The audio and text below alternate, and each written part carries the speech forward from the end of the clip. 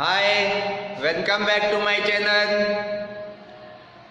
10th class Hindi medium में हम chapter first का रिवीजन कर रहे थे, जिसमें हम ये सीख रहे थे कि ए परिमेय संख्याओं को कैसे सिद्ध करेंगे, इनका प्रूफ जान रहे थे हम, और जिसमें हमने स्टार्ट भी कर दिया था, लेकिन बैटरी डेड होने की वजह से वो वीडियो कंप्लीट नहीं बन पाई थी। तो आज वापस से मैं शुरू कर रहा हूँ कि कैसे हम ए परिमेय संख्याओं के प्रूफ को समझेंगे, ए परिमेय संख्याओं को कैसे ये सिद्ध करेंगे कि ये ए परिमेय संख्याएं हैं। इसके लिए मैंने एग्जाम्पल लिया था √3 का। सिद्ध करो कि √3 एक ए परिमेय संख्या है। तो वहीं से वापस मैं स्टार्ट कर रहा हूँ। सिद्ध करो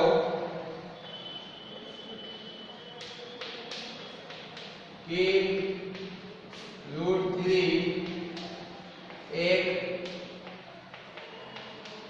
ए परिमेय संख्या है।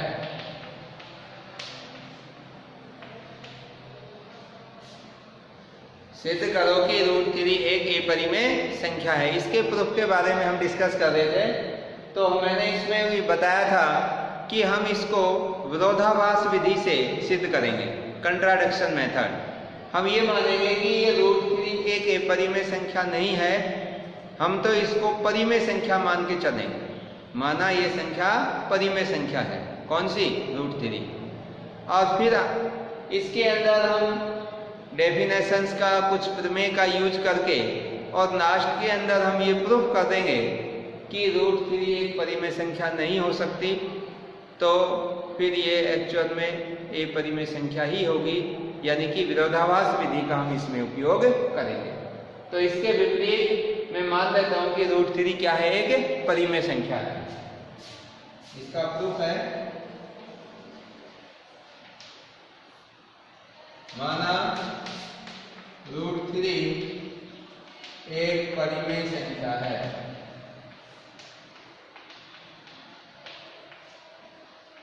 कौन सी संख्या मान ली भाई मैंने? ये ए परिमेय संख्या, सॉरी परिमेय संख्या मान ली मैंने। √3 एक परिमेय संख्या है। तो इसकी हम डेफिनेशन यूज कर सकते हैं कि परिमेय संख्या है तो इसको हम P/Q की फॉर्म में रिप्रेजेंट कर सकते हैं, यानी कि A/B। √3 A/B, ये आपका कौन सा फॉर्म है? P/Q form. और यहाँ पर A और B क्या है, ये इंपॉर्टेंट बात है, जहां A और B से अभाज्य संख्याएं हैं, सहअभाज्य संख्याएं हैं, और B does not equal to 0, और B की वैल्यू क्या नहीं है? 0 नहीं है। अब देखिए, ये जानना बहुत जरूरी है कि A और B से अभाज्य संख्याएं हैं, कि जो हमने √3 के बराबर में A/B लिखा है, ये A और B कौन सी संख्या है? सहअभाज्य। तो सहअभाज्य संख्याएं होती कौन सी है? सहअभाज्य संख्याएं वो संख्याएं होती हैं जिनमें एक के अतिरिक्त कोई भी उभयनिष्ठ गुणनखंड ना हो। किसके अतिरिक्त? एक के अलावा इन दोनों संख्याओं में कोई भी उभयनिष्ठ गुणनखंड ना हो, तो उन संख्याओं को हम सहअभाज्य संख्याएं कहते हैं। जो हमने A और B ये दो संख्याएं लिए हैं, ये कौन सी संख्या है? सहअभाज्य संख्या। इनमें कोई भी 1 के अतिरिक्त उभयनिष्ठ गुणनखंड नहीं है। अगर है भी तो उस उभयनिष्ठ गुणनखंड से हम भाग देकर A और B को क्या बना देंगे? सहअभाज्य संख्याएं बना देंगे। जैसे अब मैं आपके सामने लिखूंगा 3/2। 3/2 में A की वैल्यू 3 है, B की वैल्यू 2 है। अब इनमें एक के अतिरिक्त कोई भी उभयनिष्ठ गुणनखंड नहीं है, क्योंकि 3 में भी उभयनिष्ठ गुणनखंड 1 हो सकता है और 2 में भी 1। तो 1 तो सभी में हो ही सकता है, लेकिन 1 के अलावा कोई भी उभयनिष्ठ गुणनखंड नहीं है। लेकिन जैसे मैंने अगर सपोज करा A और B को ऐसे लिख दिया 15/10, तो इनमें 1 के अतिरिक्त और उभयनिष्ठ गुणनखंड है। क्या है? जैसे कि इन दोनों में 5 5 उभयनिष्ठ है। इसको हम ऐसे लिखते हैं 3 into 5 और इसको भी ऐसे लिखते हैं भाई 2 into 5। तो आप देखेंगे ये जो 5 है ये कैसा है? उभयनिष्ठ गुणनखंड है। तो इस 5 से इन दोनों को डिवाइड करके 15 और 10 को क्या बना देंगे हम? उभयनिष्ठ बना देंगे। तो इसको भी 5 से डिवाइड कर देंगे और इसको भी। जब इसको 5 से डिवाइड करेंगे तो ये बन जाएगा 3 और ये बन जाएगा 2, तो वही 3/2। तो यहाँ पर जो हम ये a और b ले रहे हैं, ये कौन से दो ले रहे हैं भाई? से अभाज्य संख्याएं ले रहे हैं जिनमें कोई भी उभयनिष्ठ गुणनखंड नहीं है सिवाय किसके? 1 के। क्योंकि आप कोई भी संख्या सेलेक्ट करोगे तो 1 तो उन सभी संख्याओं में उभयनिष्ठ होगा ही होगा, बट इसके अतिरिक्त कोई भी उभयनिष्ठ गुणनखंड इनमें नहीं है। तो एक चीज आप अच्छे से समझ लीजिए कि जो यहाँ पर हम a और b ले रहे हैं, ये a और b क्या है? दो से अभाज्य संख्या है। से अभाज्य संख्याओं का मतलब कि a और b में कोई भी उभयनिष्ठ गुणनखंड विद्यमान नहीं है। क्लियर? अब हमने √3 = a/b जो लिया है, इसमें क्या करें? इसके नीचे 1 मानकर इसको क्रॉस मल्टीप्लाई कर देते हैं। इसके कुछ स्टेप्स हैं। देखिए, किसी भी संख्या को a परिमेय संख्या अगर आपको सिद्ध करना है तो उसका एक, जिस व्यक्ति ने इसका प्रूफ बनाया उसका बनाया एक रास्ता है, एक वे है कि आपको ऐसे ऐसे इनको प्रूफ करना है। क्योंकि इस वाले क्वेश्चन के अंदर कोई पर्टिकुलर इस प्रकार की चीजें नहीं है जिसको आपको समझने की जरूरत है। इसके स्टेप बने हुए हैं जिनको आपको थोड़ा सा याद रखना है। तो देखिए क्या करेंगे, इसके नीचे 1 मानकर इसका क्रॉस मल्टीप्लाई करेंगे यहाँ से, तो ये b से मल्टीप्लाई हो जाएगा और क्या बन जाएगा? b√3 = a। और अब इसका हम कर देंगे स्क्वायर, यानी कि वर्ग कर देंगे, दोनों साइड का वर्ग। तो क्या लिखेंगे भाई? वर्ग करने पर, वर्ग करने पर। तो क्या हो जाएगा भाई? इसको वर्ग करेंगे तो आप चाहे वर्ग यहाँ स्टार्टिंग में भी कर सकते थे और मैंने यहाँ पे एक स्टेप बात कर दिया, एक ही बात है। तो ये बन जाएगा आपका, इसका वर्ग करेंगे तो ये रूट हट जाएगा 3 और b का स्क्वायर हो जाएगा b²। तो 3b² = a²। और इसको ले देता हूं मैं इक्वेशन नंबर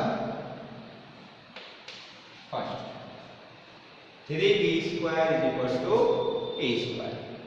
ये समझ में आ गया कैसे किया है मैंने? जो आपने √3 को परिमेय संख्या माना था, तो परिमेय संख्याएं वही संख्याएं होती हैं जिनको p/q की फॉर्म में लिख सकते हैं। तो मैंने √3 को a/b यानी कि p/q की फॉर्म में लिख दिया। आप चाहो तो इसको p/q भी लिख सकते हैं, लेकिन बुक में जो सिंबल ले रखे हैं वो ज़्यादातर a और b को ही मान रखे हैं। तो कोई बच्चा अगर बुक से स्टडी करता है तो उसको कंफ्यूजन नहीं होगा कि बुक में a b दे रखा है, सर ने p और q मान लिए, तो आप p और q मानकर भी कर सकते हैं। तो देखिए यहाँ से हमारे पास में एक रिलेशन आ गया 3b² = a²। अब यहाँ के बाद में आपको पेज नंबर 14 पर एक थ्योरम है, एक प्रमेय है, उसको आपको याद रखना है। और वो प्रमेय क्या कहती है कि p कोई एक अभाज्य संख्या है और a कोई एक पूर्णांक है, a कोई पूर्णांक है और p कोई अभाज्य संख्या है।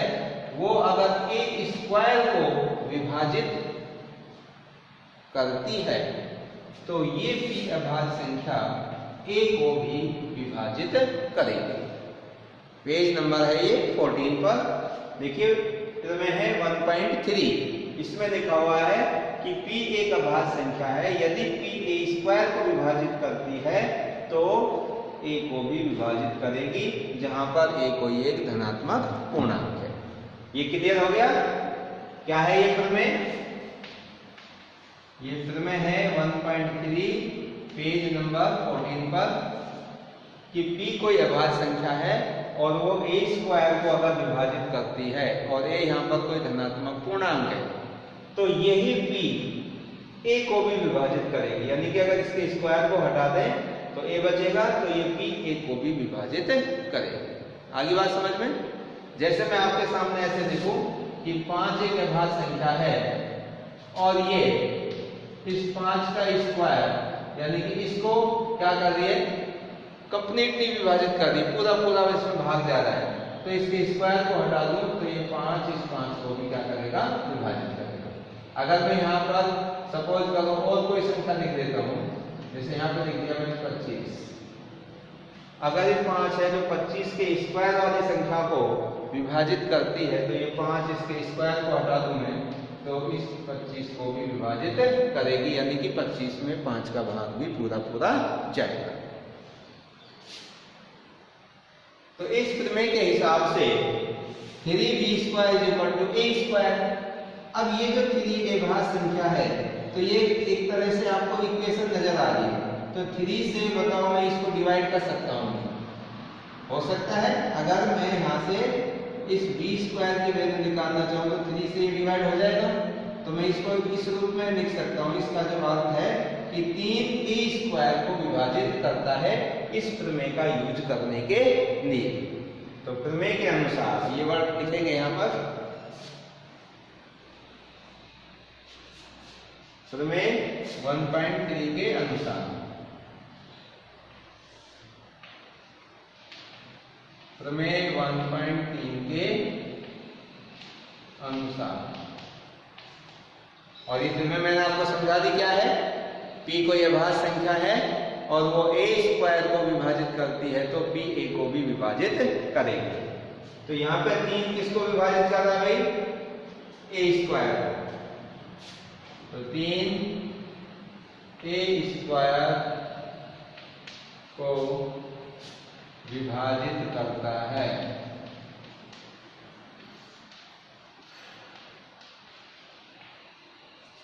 जब 3a² को विभाजित कर रहा है तो ये 3a को भी करेगा, स्क्वायर हटा देंगे तो इसका, तो 3a को भी विभाजित करेगा। इसका मतलब है जो 3a को विभाजित करेगा, इसका मतलब क्या हुआ कि a में 3 का भाग पूरा पूरा जाएगा। a में किसका भाग जाएगा, 3 का भाग जाएगा। जब a में 3 का भाग पूरा पूरा जाएगा तो देखिए, जैसे सपोज करो अब ये a कोई यहाँ पर पूर्णांक है, पूर्णांक मतलब 20 हुआ, 25 हुआ, 30 हुआ, ऐसे कोई भी a आपका पूर्णांक है और उस a में इस 3 का पूरा पूरा भाग जाएगा तो यहाँ पर भागफल में कोई ना कोई संख्या आएगी। अगर मान लो यहाँ पर a 20 हुआ तो सॉरी 21 हुआ तो उसमें 3 का भाग पूरा पूरा जाएगा, 15 हुआ तो पूरा पूरा जाएगा। तो यहाँ कोई ना कोई भागफल क्या आएगा, c आएगा। क्या आएगा भाई, c। तो इस तरह से मैं लिख सकता हूँ कि अगर a में 3 का भाग पूरा पूरा जाता है यानी कि 3 a को विभाजित करता है, तो जब a को हम 3 से डिवाइड करेंगे तो भागफल क्या आएगा, c आएगा। तो यहाँ से मैं a की वैल्यू निकाल लेता हूँ भाई, और a की वैल्यू कितनी आएगी, इसको क्रॉस करेंगे तो a = 3c, जहाँ पे c कोई एक वास्तविक अचल संख्या है।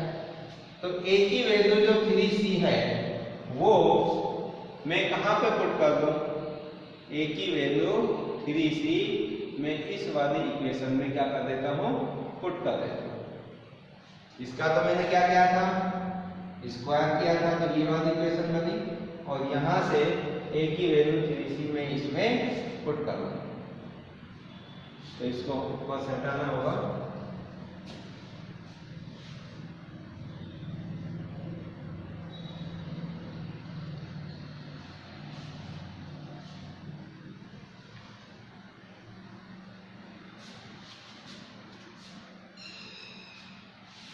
तो यहाँ पर लिख रहे हो जहां पर c कोई पूर्णांक है। इस बात को मैं ऊपर लिख रहा हूँ, यहाँ दिखाई नहीं दे रही होगी आपको।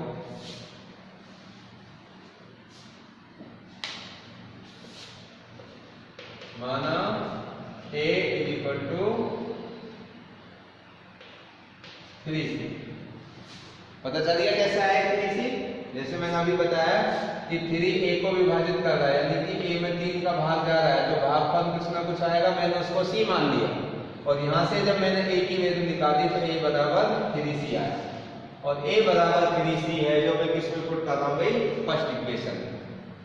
तो जहां c क्या है, कोई भी पूर्णांक है या अचर है, जहां c कोई अचर है। अब a बराबर 3c, ये किस में पुट कर रहा हूं, a बराबर 3c फर्स्ट में रखने पर। अगर आपने इस ऊपर वाली इक्वेशन को फर्स्ट दे दिया तो ये सेकंड में जाएगी, तो आप सेकंड में रख देंगे। तो देखिए क्या बनेगा, 3b² a के स्थान पर 3c रखेंगे, और जब इसका स्क्वायर करेंगे तो ये बन जाएगा 9c²। तो 3b² 9c², ये 3 से कैंसिल हो जाएगा, ये इसको 3 से कैंसिल करेंगे तो 3 और b² 3c²। तो अब देखिए अगेन ये फिर एक इक्वेशन हो गई।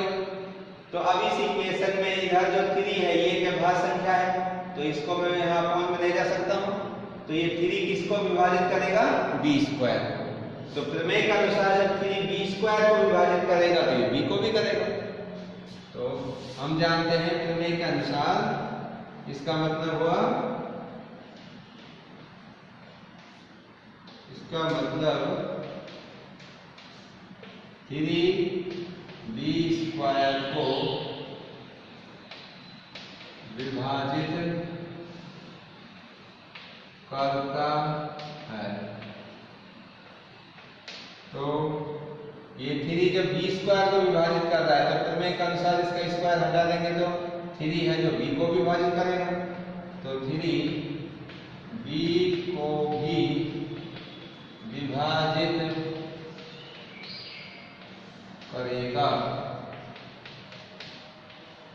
करेगा नहीं, क्योंकि ये हमने प्रमेय का यूज किया है, इसका बेस हमारे पास में था। इस प्रमेय के आधार पर हम कह सकते हैं कि जो 3 है b को भी विभाजित करेगा, और यहाँ पर 3 किसको विभाजित कर रहा है, a को भी कर रहा है कि नहीं।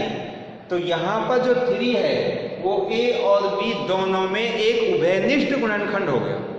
क्या हो गया, उभयनिष्ठ, क्योंकि जो 3 है वो a को भी विभाजित कर रहा है और यहाँ पर 3 b को भी विभाजित कर रहा है। इसका मतलब a और b में 3 क्या हुआ, एक उभयनिष्ठ गुणनखंड हुआ। जबकि हमने ऊपर मैंने एक बात पर जोर दिया था कि a और b तो क्या है, सेअभाज्य गुणनखंड हैं। a और b में तो कोई उभयनिष्ठ गुणनखंड हो ही नहीं सकता, क्योंकि हमने a और b को सेअभाज्य संख्याएं मान के चले हैं, और सेअभाज्य संख्याएं वही संख्याएं होती हैं जिनमें 1 के अतिरिक्त और कोई भी उभयनिष्ठ गुणनखंड नहीं होता है। लेकिन हमने इस 1.3 थ्योरम का प्रयोग करके क्या सिद्ध कर दिया कि a और b में 3 एक उभयनिष्ठ गुणनखंड विद्यमान है। तो ये क्या हो गया, विरोधाभास हो गया, क्योंकि हम एक चीज तो ऊपर ये कह रहे हैं कि भाई a और b सेअभाज्य संख्या है, उनमें तो कोई भी उभयनिष्ठ गुणनखंड हो ही नहीं सकता। लेकिन जैसे ही हमने इस प्रमेय वगैरह का यूज किया तो लास्ट में जाकर के क्या चीज आ गई कि a और b में तो 3 एक उभयनिष्ठ गुणनखंड है, b में भी 3 का भाग पूरा जाता है और a में भी 3 का भाग पूरा जाता है। तो a और b में 3 क्या हो गए, उभयनिष्ठ गुणनखंड हो गया। तो ये तो विरोधाभास हुआ कि नहीं हुआ, किसका, कि a और b सेअभाज्य संख्या है, इसका विरोधाभास हो गया। अब ये विरोधाभास क्यों हुआ है, क्योंकि जो हमने ऊपर फर्स्ट लाइन में ये लिखा था कि √3 एक परिमेय संख्या है, ये हमारी जो धारणा है, जो ये गलत हमने कल्पना की थी, ये हमारी रॉन्ग है। इट मीन्स √3 एक परिमेय संख्या ही होगी, परिमेय संख्या नहीं हो सकती। Understand you.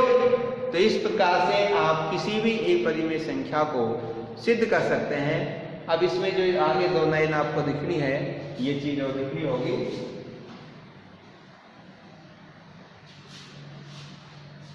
तो देखिए क्या है, यहां लिखेंगे हम, अतः 3 a और b में एक उभयनिष्ठ गुणनखंड है, उभयनिष्ठ गुणनखंड है, जबकि ए और बी तो सहअभाज्य संख्या है, सहअभाज्य है, इनमें तो कोई होना ही नहीं चाहिए, जो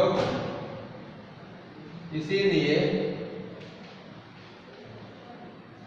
यह विरोधाभास, इसीलिए यह विरोधाभास है, विरोधाभास है, जो कि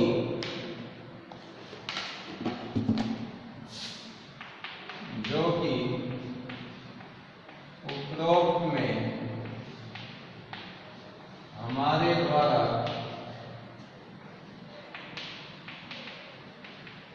मानी गई